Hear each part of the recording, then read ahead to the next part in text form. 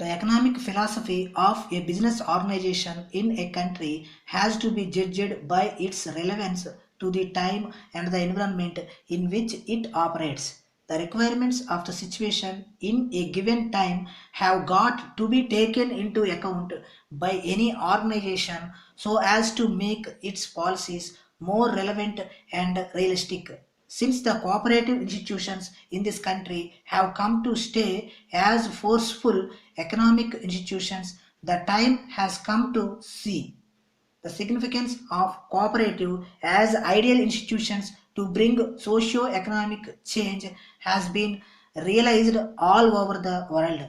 The success of cooperative movement in most advanced and developed countries is very well known.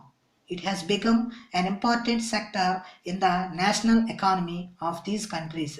Realizing the weaknesses of capitalistic model and the limitations of totalitarian economy, a strong plea was made to develop the economy in Afro-Asian region on the cooperative model.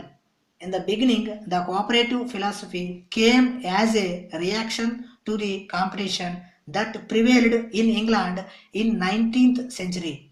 In the competitive condition which was characterized by the minimum government interference, many problems came up. The exploitation of the weak by the strong became a significant feature of the competitive model. The survival of the fittest was the essence of capitalism. In this system, the interests of the workers were completely neglected. The workers were treated merely as an input like any in the business organization, and they were supposed to have nothing to do with the produce. Further, when this competitive model grew in its final phase, which was characterized by the existence of big business monopolies, the interests of the consumers were also ignored in the model. The consumer was completely at the mercy of the tycoons.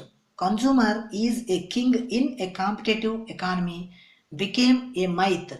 Thus, in the final stage of competitive model, both the interests of the workers and the consumers, which are the significant components of the economy, were undermined.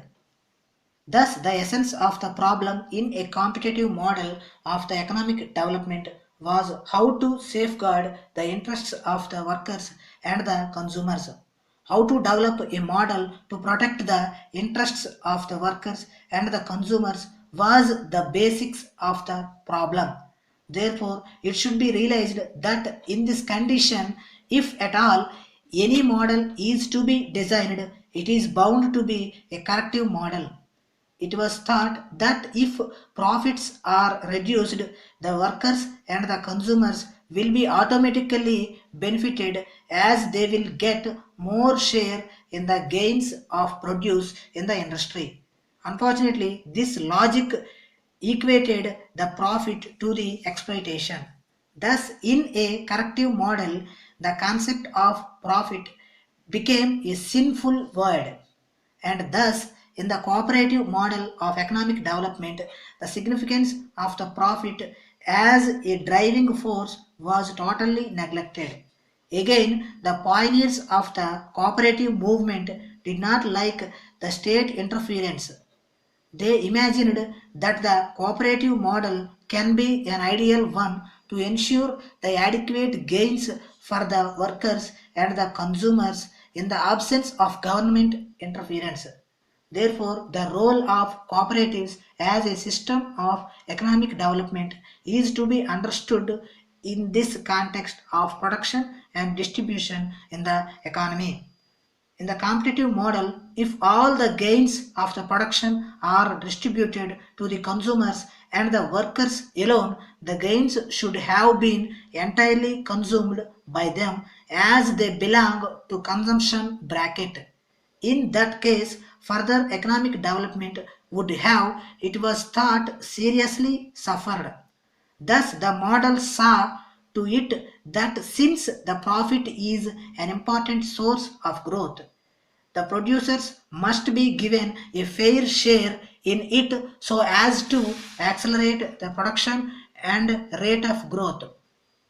In the underdeveloped countries, the relevance of the cooperative theory is to be looked from this angle.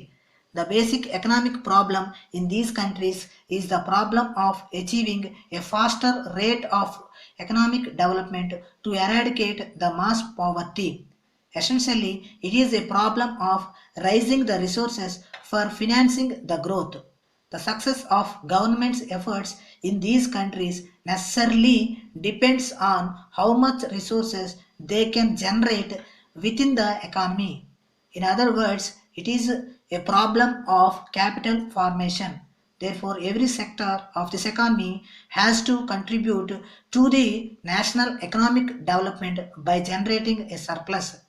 In India, we developed a cooperative model which was quite different from the traditional cooperative model developed by the West. In the traditional theory of cooperation, there was no place for the state. The absence of the government's participation was one of the essential characteristics of the traditional cooperative model. However, the cooperative movement could not be developed without the government help. Though the cooperative movement is a democratic and spontaneous movement, the people alone cannot develop it because of mass poverty. Since the members of the cooperative organizations are not able to contribute to the finances of the societies substantially, it was proposed that government must come to help. Dear sir, as you are aware, we are one of the largest producers of iron and steel products, mainly with a view to export from this country. During the past few years, our exports of these commodities have exceeded rupees 1 crore each year. While we have been confining ourselves till now to some of the European and Middle Eastern countries, we are anxious that we should take full advantage of the vast potentialities of the markets in ASEAN and Africa. We have therefore been planning the expansion of our factory to meet the pressing demands. In this context, you will kindly appreciate that we would need the fullest cooperation and help from your department. Unless and until, therefore, we are given the full quota of 2 lakh tons of steel which we have applied for on a priority basis, we are afraid our export trade will be greatly affected. We are anxious as we are sure the government of India too that we should expand our export trade as much as possible and earn the much valuable foreign exchange. One of the most important considerations in the export trade you will kindly realize is that we should keep to the schedule and we cannot do this but for your cooperation in the matter. It is unfortunate that last year, due to a variety of factors, we could not get the full quota of our allotment in time, which had considerably damaged our reputation in the foreign market. We have to work in unison in the field of export trade to make it a success for the benefit of the country as a whole, and we on our part are prepared to do our best in the matter. We therefore earnestly request you to see that our full quota is granted on a top priority basis without any further delay to enable us to not only fulfill our existing commitments but also to plan our future production program on an expanded basis. We are now making a copy of this letter to the Director General of Shipping for making necessary arrangements for shipping space. Thanking you, yours faithfully.